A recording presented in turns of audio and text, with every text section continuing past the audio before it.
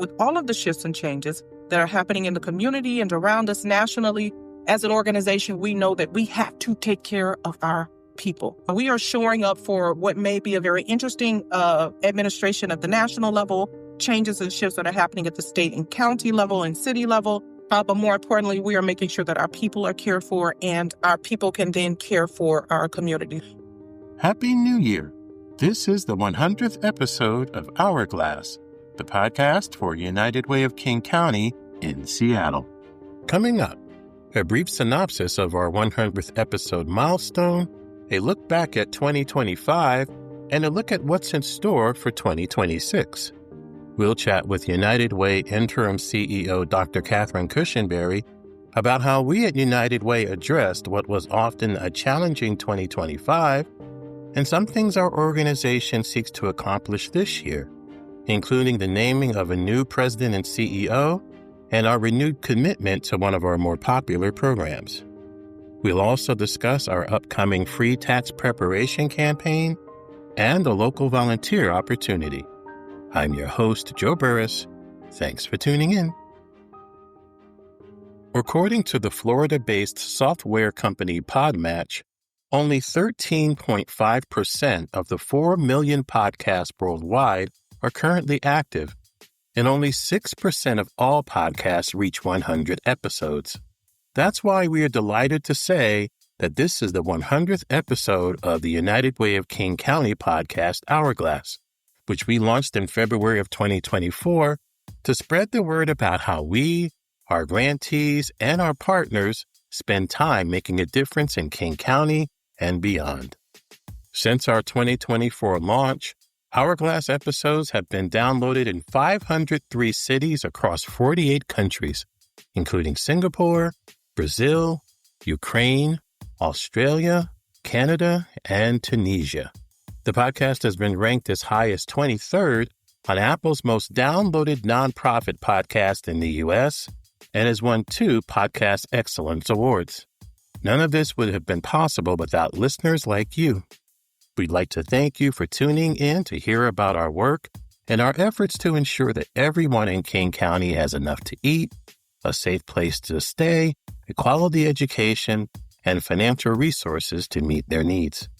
We'd also like to thank episode guests for taking times for interviews and United Way staff for helping ensure that we keep churning out episodes each Monday morning.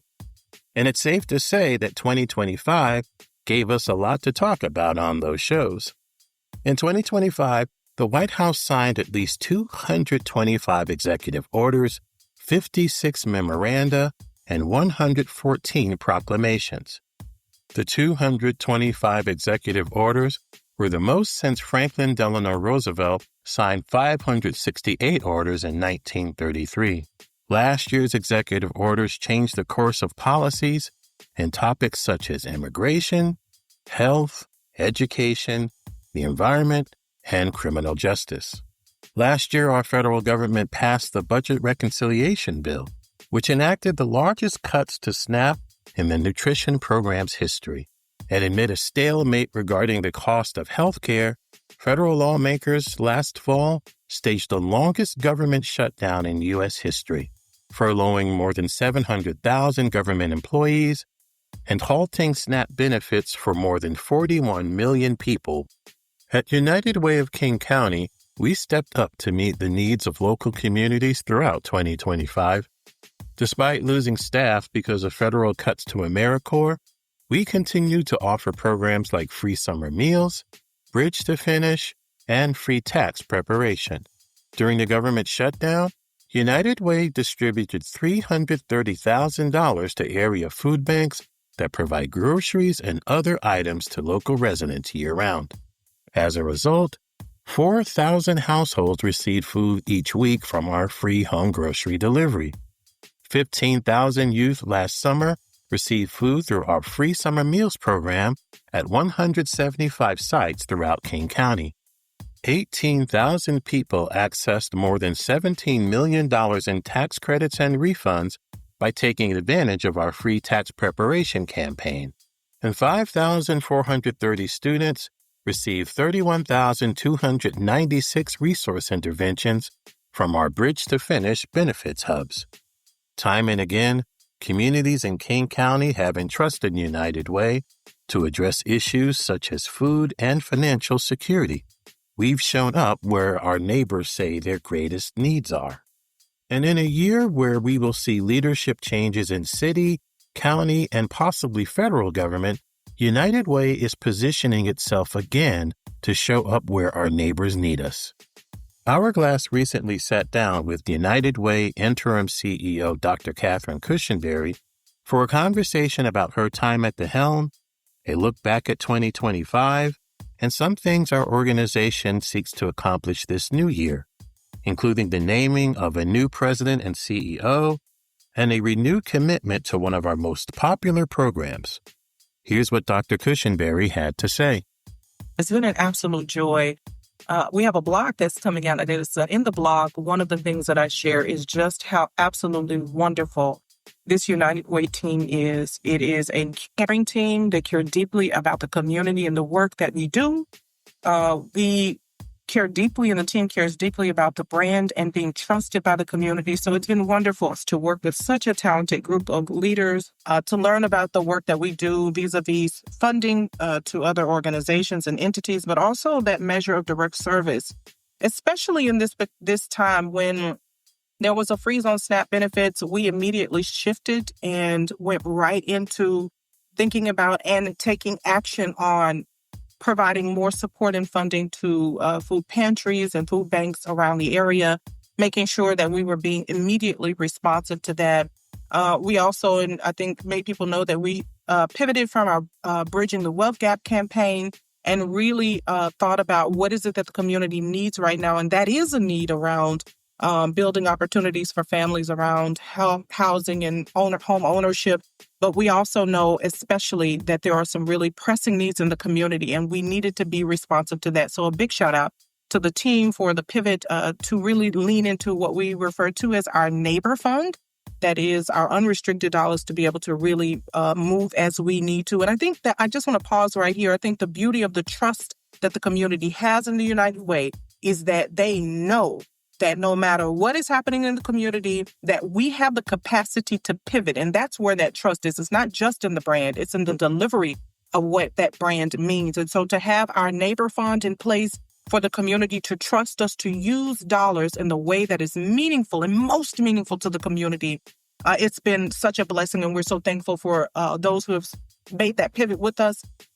It is just also us keeping our ear to the ground and being very thoughtful about what our legislative agenda is going to be going into this next session. We have had a lot of transitions here locally, both state and county, and we are attuned to that and really making sure that we are aligning with those leaders for them to know what we know as a trusted and longtime community leader here in the King County area, to make sure that we're leaning in support of the community in partnership with everyone. So it's just been a exciting time. We have a program, Parent Child Plus, that we are excited to rev up even more. In January, we're going to have some conversations about scaling it up with the funder and other funders and partners. So it's just been a beautiful ride, Joe. I'm very proud. I'm very excited. And I continue to be honored to serve as a partner and leader with this amazing team and board of directors. And so how does all of that position us for what should be an eventful 2026? Yeah, I think what we are doing here is making sure that we are shoring up this agency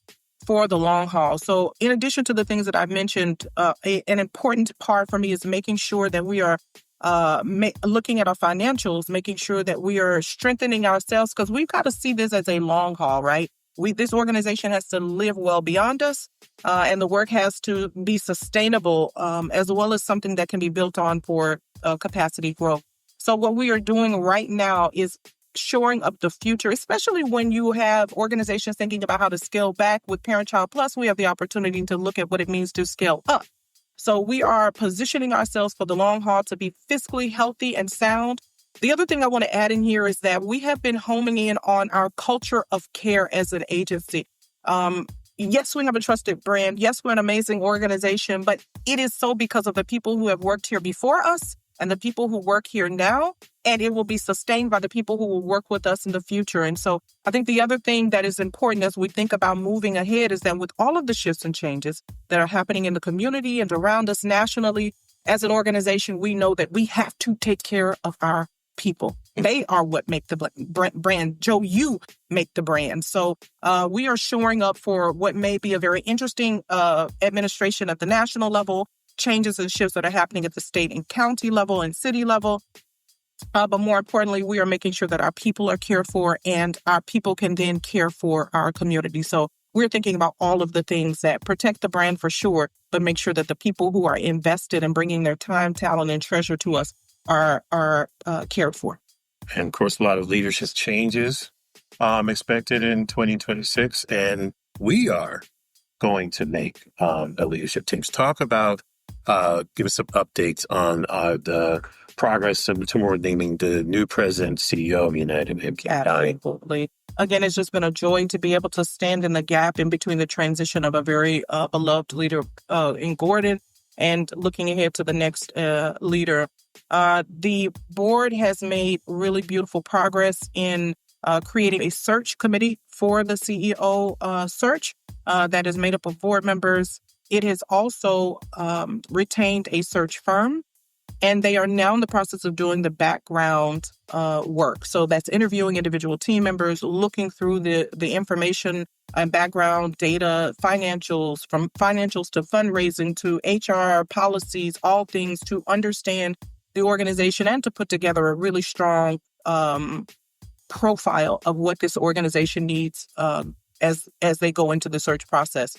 The next steps after this will be for them to put together a draft of the announcement and run it by the board and others, and then they will post it. I can't say exactly when it will be posted, but the board is being super intentional about going through the process of putting together a really strong profile for what they want next. Part of that also, in addition to what the search firm has done, is I've had the opportunity, as you know, I'm a consultant, I've had the opportunity to do some assessments of the organization and to provide some recommendations to the board that they are also adding to their consideration with regard to what they're looking for in the next CEO. So there's still some road ahead in terms of the search, as the profile or job description has not been made public, but I have made the commitment with the board to stay with this agency until that next CEO is identified and to take this journey for a lovely handoff, and to also make sure during this process that in partnership with the team and partners in the community that we don't just wait for a CEO to get here to create a wave, but that we are working to create a wave now that they can catch the wave, whether it's in funding and programmatic advances and all of those things. So it's just a lovely process that I think the board is taking and being very thoughtful. And they are not rushing this process.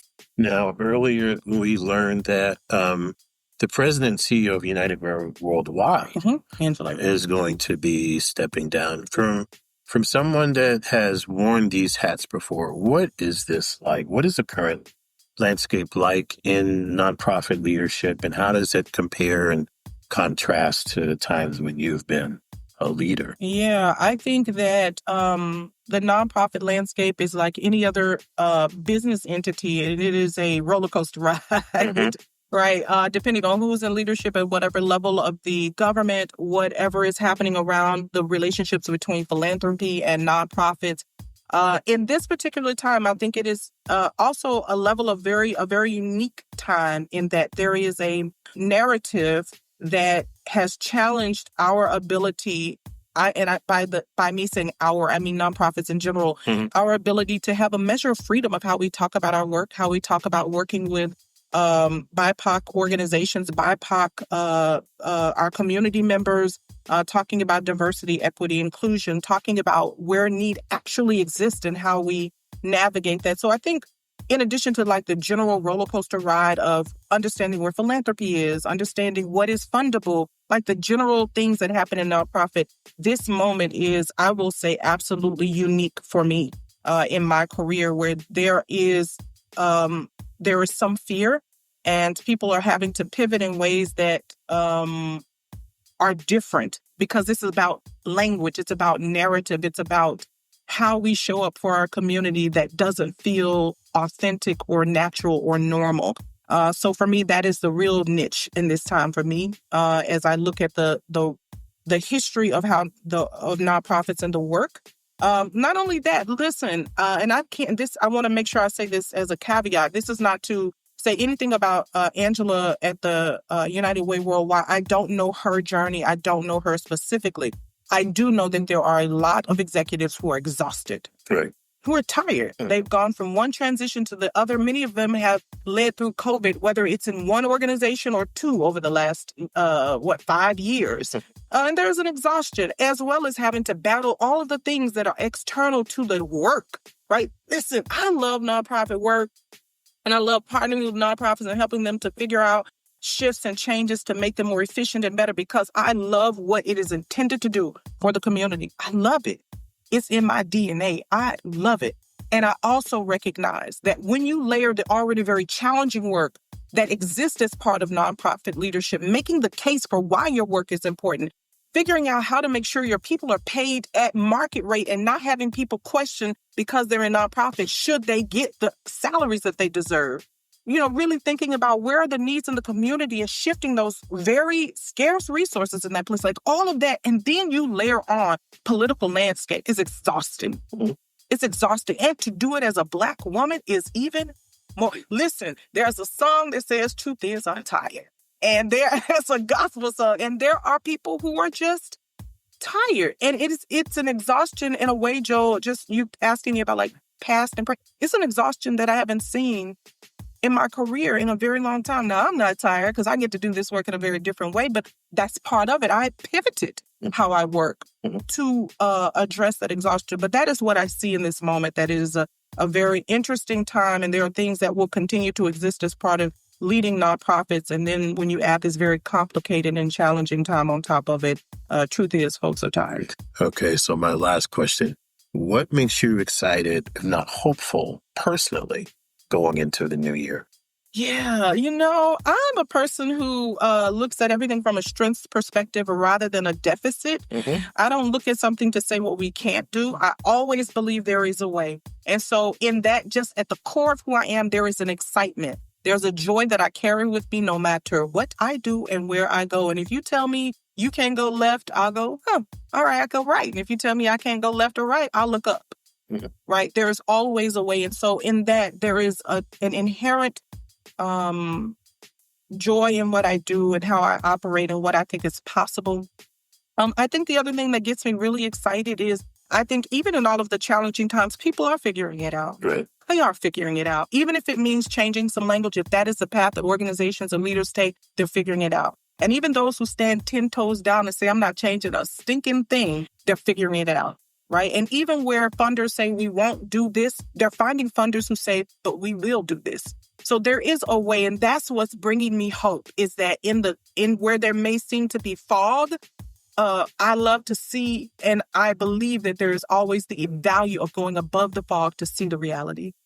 So that's what brings me hope. I think that, and, I will say this one personally within the United Way community, United Way of King County community.